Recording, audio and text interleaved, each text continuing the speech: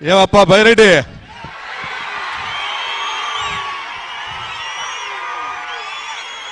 ఇంతేనా సౌండ్?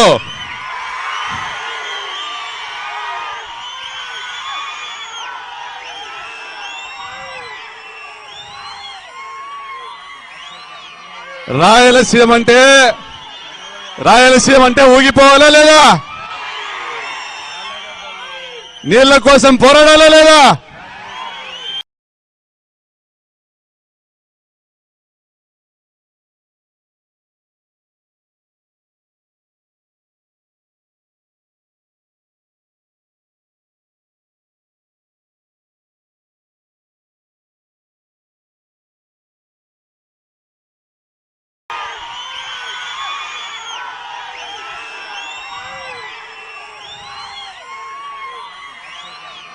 రాయలసీమ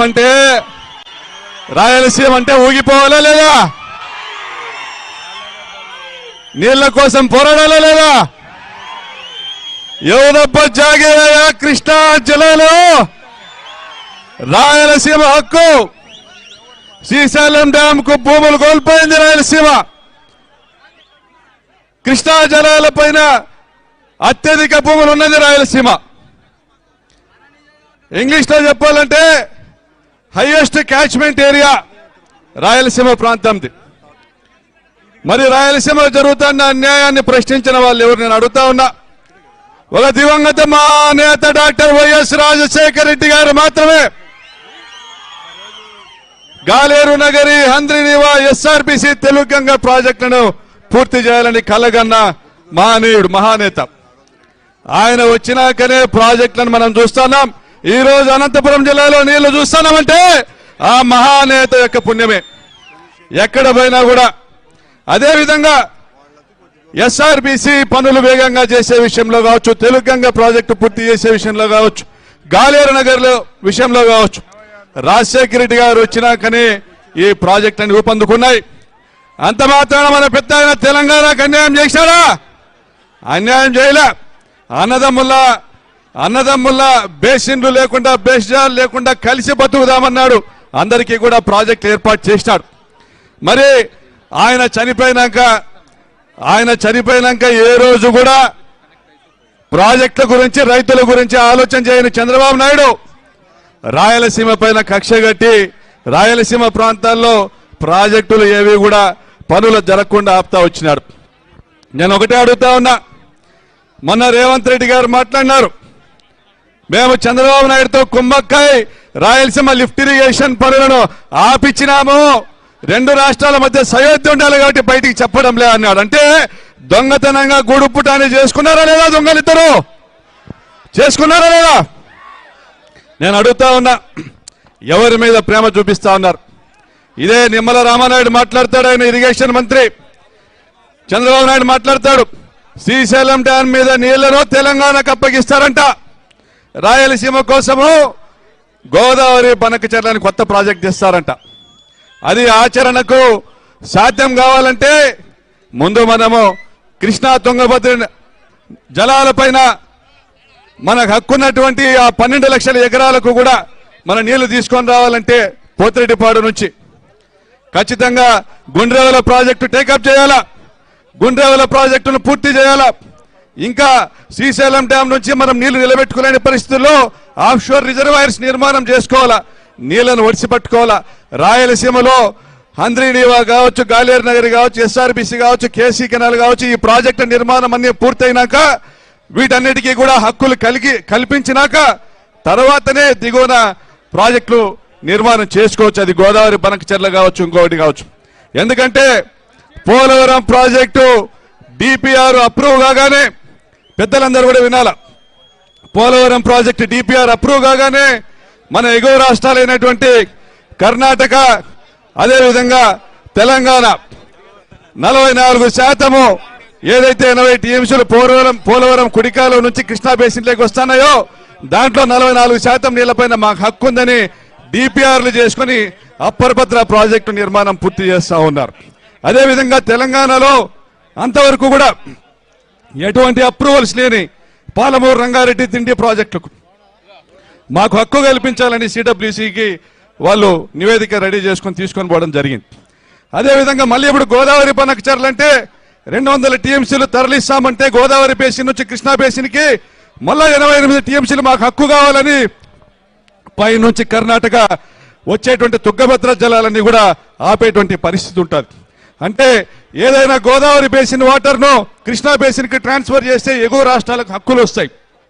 కాబట్టి ముందు కృష్ణా తుంగభద్ర నదుల మీద మనం నిర్మించాల్సినటువంటి ప్రాజెక్టులు, తవ్వాల్సినటువంటి కాలువలు, ఇవ్వాల్సినటువంటి ఆయకట్టు సంపూర్ణంగా నిర్మాణం పూర్తయ్యేంత వరకు కడుపుకు అన్నం తినేవాడు ఎవడు కూడా ఇటువంటి గోదావరి బనకచర్ల లాంటి ప్రాజెక్టు ప్రతిపాదించాడు. జగన్మోహన్ రెడ్డి గారి హయాంలోనే డిపిఆర్ అయింది అది. కానీ శ్రీశైలం డ్యాం నుంచి పోతిరెడ్డిపాడు ద్వారా 10 లక్షల ఎకరాలకు సాగునీరిస్తూ, అదేవిధంగా గాలేరు నగర్ నుంచి హంద్రీనీవా చివరి జిల్లాలైనటువంటి చిత్తూరు జిల్లాకి 20 టీఎంసీల నీళ్లు ఇస్తూ ఈ ప్రాజెక్టులన్నీ పూర్తి చేసుకున్న తర్వాత గుండ్రేవుల నిర్మాణం పూర్తయినాకనే గోదావరి బనకచర్ల చేపట్టాలనేది ఆయన ఆలోచన. వెలిగొండను బ్యాలెన్సింగ్ రిజర్వాయర్గా చేసుకుంటూ మరి మన రాంభూపాలన్న గీక్తా ఉన్నాడు. అయితే విషయం అవగాహన మనం కల్పించాల్సిన అవసరం ఉంది. నేను చంద్రబాబు నాయుడు అడుగుతాన్నా, ప్రకాశం బ్యారేజ్కి వచ్చినటువంటి ఇబ్బంది ఏం లేదు. ప్రతి సంవత్సరం కూడా కొన్ని 100 టీఎంసీ నీళ్లు సముద్రంలో పోతా ఉన్నాయి. వాళ్లకు వాళ్ళ ఆయకట్టు స్థిరీకరణ కావాల్సిన అన్ని వసతులు ఉన్నాయి. రాజశేఖర రెడ్డి గారే పులిచింతల ప్రాజెక్ట్ తీసుకొచ్చారు. 40 టీఎంసీల స్టోరేజ్ కింద నీళ్లతో ఆగిపోతే పులిచింతల నుంచి నీళ్లు రిలీజ్ చేస్తారు. అదేవిధంగా మన దిగువన శ్రీశైలం దిగువన మున్నేరు నుంచి 50 టీఎంసీలు ప్రకాశం బ్యారేజ్ పోతాయి. దాని మీద కట్టుకోవచ్చు వాళ్ళు ప్రాజెక్టు మున్నేరు మీద. చంద్రబాబు నాయుడు గారు ఆ ప్రకాశం బ్యారేజ్ నుంచి నీళ్లు సముద్రం లేకపోకుండా మున్నేరు మీద 50 టీఎంసీలకు ఓ ప్రాజెక్టు కట్టుకోవచ్చు. వీళ్ళు కట్టడం లేదు కాబట్టి తెలంగాణ మళ్ళా ఖమ్మం జిల్లాలో మున్నేరు మీద మళ్ళా 500 కోట్లతో ప్రాజెక్టు కడతా ఉంది. నువ్వు నిద్రపోయి కోస్తా జిల్లాలకు నీళ్లు ఇచ్చేసాట నుంచి ప్రాజెక్టులు కట్టి నీళ్లు ఇవ్వకుండా రాయలసీమ నీళ్లు తీసుకొని పోయి కింద ప్రకాశం బ్యారేజ్లోకి ఇడుస్తాను, సముద్రంలోకి ఇడుస్తానంటే భావ్యమా అని అడుగుతా ఉన్నా. మరి మన దిగువన నాగార్జున సాగర్ ఉంది. నాగార్జున సాగర్ ఆయకట్టుకి నీళ్లు ఇవ్వాల్సిందే. కానీ నాగార్జున సాగర్ దిగువన మూసీ నుంచి, మున్నేరు నుంచి, పాలేరు నుంచి, వైరా నుంచి వచ్చే నీళ్ళన్నీ కూడా ఉపయోగించుకుంటే కృష్ణా డెల్టాకు వచ్చినటువంటి ఇబ్బంది లేదు. ఎగువన ఉన్నటువంటి రాయలసీమ ప్రాంతానికే ఈరోజు ప్రాజెక్టులు కావాల్సింది. ఉన్నటువంటి రాజశేఖర రెడ్డి గారు చేపట్టినటువంటి ప్రాజెక్టులన్నీ పూర్తి చేయాలా. అదేవిధంగా గుండ్రావుల ప్రాజెక్టు నిర్మాణం కూడా చేపట్టాలా. ఊరికనే గట్ట జగన్మోహన్ రెడ్డి రాయలసీమ లిఫ్ట్ ఇరిగేషన్ మన ఎగువ నుంచి ఒక నీళ్లు తీసేపోతుంటే వాళ్ళ ఎగువన పోయి మనం నీళ్లు తెచ్చుకోవాలా లేదా? మన ఎగువన ఒకటి పోయి నీళ్లు తీసుకుంటా అంటే వాళ్ళ ఎగువ నుంచి పోయి మనం నీళ్లు తెచ్చుకోవాలా లేదా? కాబట్టే పాలమూరు రంగారెడ్డి తీసుకొచ్చినారు. కాబట్టి రాయలసీమ లిఫ్ట్ ఇరిగేషన్ తీసుకొచ్చారు. పాలమూరు రంగారెడ్డి దిండీల ద్వారా 2 టీఎంసీల నీళ్లు ఆయన ప్రతిరోజు తీసుకుపోయే ప్రయత్నం చేస్తూ ఉంటే తెలంగాణ ముఖ్యమంత్రి రాయలసీమ లిఫ్ట్ ఇరిగేషన్ ప్రాజెక్ట్ నుంచి 3 టీఎంసీలు ప్రతిరోజు తీసుకొచ్చేదానికి ప్రయత్నం చేశారు జగన్మోహన్ రెడ్డి గారు. మనమంతా తప్పు చేసినాం. రాయలసీమ వాళ్ళు సీట్లు ఇచ్చినామా? జగన్మోహన్ రెడ్డి గెలిపించే సీట్లు ఇచ్చినామా? మన జగనన్న మళ్ళా గెలిచింటే రాయలసీమ లిఫ్ట్ ఇరిగేషన్ పనులు ఆగుతాయా? ఆగేటివా? తప్పు మనం చేసినాం. ఈరోజు ఇబ్బందులు మనం పడతా ఉన్నాం. ఇప్పటికైనా రాయలసీమ ప్రజలంతా కూడా మీరు దృష్టిలో పెట్టుకోవాల్సింది రాజశేఖర రెడ్డి గారి కుటుంబం మాత్రమే ఒంగోలు జిల్లా కానీ, నెల్లూరు జిల్లా కానీ, రాయలసీమ ప్రాంతాల్లో కానీ ఈ ప్రాంతానికి సంబంధించినటువంటి శ్రీశైలం ఆధారిత ప్రాజెక్టుల నిర్మాణం పైన చిత్తశుద్ధి ఉన్నది వైఎస్ కుటుంబానికే. రాజశేఖర రెడ్డి గారు చేపట్టారు, మొదలు పెట్టారు. జగన్మోహన్ రెడ్డి గారు ముగిస్తారు. మళ్ళీ ఒకసారి మనం అందరం కూడా జగనన్నను ముఖ్యమంత్రి చేసుకుందాం. ఈ ప్రాజెక్టుల పైన మనం పోరాటం చేద్దాం. ఇంకా చివరిగా తెలియజేస్తా ఉన్నా, హంద్రీనీవా ప్రాజెక్టు వెడల్పు చేయాలని మా పెద్ద ఆయన, మా భీష్మ పితామహులు మా అనంత వెంకటరామరెడ్డి గారు మాట్లాడినారు. నిజమే, హంద్రీనీవా ప్రాజెక్టు వెడల్పు చేయాల్సిందే. అదేవిధంగా మా పెద్దిరెడ్డి అన్న చిత్తూరు జిల్లాకు 20 టీఎంసీలు నీళ్లు రావాలంటే హంద్రీనీవాలో వీళ్ళు కిందికి ఇడసారని కొత్త స్కీమ్ తెచ్చుకున్నారు ఆయన. గాలియర్ నగర్ నుంచి చిత్తూరు జిల్లాకి లిఫ్ట్ ఇరిగేషన్ స్కీమ్. అది దాదాపు 78% పనులు పూర్తయినాయి. చంద్రబాబు నాయుడు ఆ పనులు కూడా ఆపినాడు. అది ఆపడం వల్ల ఈరోజు ఆ భారం వల్ల హంద్రీనీవా మీద పడింది, 4 జిల్లాల మీద. అదే ఆ ప్రాజెక్టు పూర్తి చేసింటే అనంతపురం, కర్నూలు జిల్లాలకు హంద్రీనీవాలో ఇంకో 20 టీఎంసీలు అదనంగా కూడా వచ్చే అవకాశం ఉండేది. కాబట్టి మనమంతా కూడా ఈరోజు మొదలు పెట్టారు. బెటర్ లేట్ దాన్ నెవర్ అంటారు. అసలు పెట్టకోకుండా పోయేదానికంటే మొదలైతే పెట్టినారు. మళ్ళీ ఇక్కడంతా రాయలసీమ ప్రాంత పెద్దలు వచ్చినారు. మనం పోరాటాలు చేయాలా, జైళ్ళకు పోవాలా, ధర్నాలు చేయాలా, పాదయాత్రలు చేయాలా, కేసులు పెట్టించుకోవాలా, కొట్టించుకోవాలా, లాఠీ దెబ్బలు తినాలా. ఏమి జరగంది ప్రాజెక్టు రావు, ఏమి జరగంది నీళ్లు రావు. నీళ్లు కావాలంటే మీరు రక్తం వేయండి. ఇక్కడ ఉన్న పెద్దలంతా పోరాడి మీకు నీళ్లు ఇస్తారని కూడా తెలియజేస్తా ఉన్నా.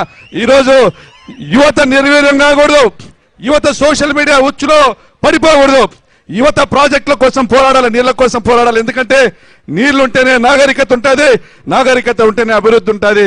కాబట్టి అభివృద్ధి అంటే అమరావతి మాత్రమే కాదు, అమరావతి అంటే దోపిడీ. రాష్ట్ర సంపద క్రియేట్ చేసుకోవాల్సిన అమరావతిలో ఆయన ల్యాండ్ పూలింగ్ ద్వారా 7 లక్షల కోట్ల దోపిడీ చేస్తా ఉన్నాడు. అదే జగనన్న చెప్పినట్లుగా ప్రభుత్వ భూమిలో రాజధాని నిర్మించింటే 7 లక్షల కోట్ల ఆదాయం మనకొచ్చేది. జిల్లాకి 50,000 కోట్ల చొప్పున ప్రతి జిల్లాలో ప్రాజెక్టు పూర్తయ్యేది. అంటే చంద్రబాబు నాయుడు గారు ప్రాజెక్టులన్నా దోపిడీనే. ఆయన డ్యాములు కట్టేదానికి నిధులు ఇస్తారు, కానీ R&Rకి నిధులు లేరు, భూసేకరణకు నిధులు లేరు, ఆ ప్రాజెక్టులో నీళ్లు నిలబెట్టరు.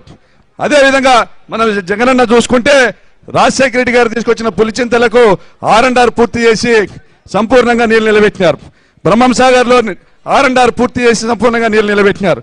అదేవిధంగా చిత్రావతిలో సంపూర్ణంగా నీళ్లు నిలబెట్టినారు. R&R పూర్తి చేసి అంటే రీహాబిలిటేషన్ పూర్తి చేసి రైతులకు డబ్బులు ఇచ్చి, ఆ విధంగా ప్రతి ప్రాజెక్టులో కూడా నీళ్లు నిలబెట్టేటువంటి కార్యక్రమం. గండికోటలో కూడా R&R పూర్తి చేసి ల్యాండ్ అక్విజిషన్ డబ్బులు ఇచ్చి సంపూర్ణంగా నీళ్లు నిలబెట్టినారు. కాబట్టి మనం గమనించాల్సిందే, ప్రాజెక్టు చేయాలా, నీళ్లు ఇవ్వాలనే కాన్సెప్ట్ ఒక జగనన్నకు మాత్రమే ఉంది. కాబట్టి రాయలసీమ ప్రజలందరూ కూడా పార్టీల రహితంగా మనమందరం కూడా మన ప్రియతమ నాయకుడు జగన్మోహన్ రెడ్డి గారిని గెలిపించుకోవాలా. ఆ పోరాటము ఈ రోజు ఈ పోతిరెడ్డిపాడు నుంచే మొదలు పెట్టాలా. పోతిరెడ్డిపాడు నుంచి మనం పోరాటం మొదలు పెడితే వచ్చేది జగనన్న. జగనన్న వస్తేనే వచ్చేది మన నీళ్లు, మన సాగునీటిపై మన హక్కులు వస్తాయి.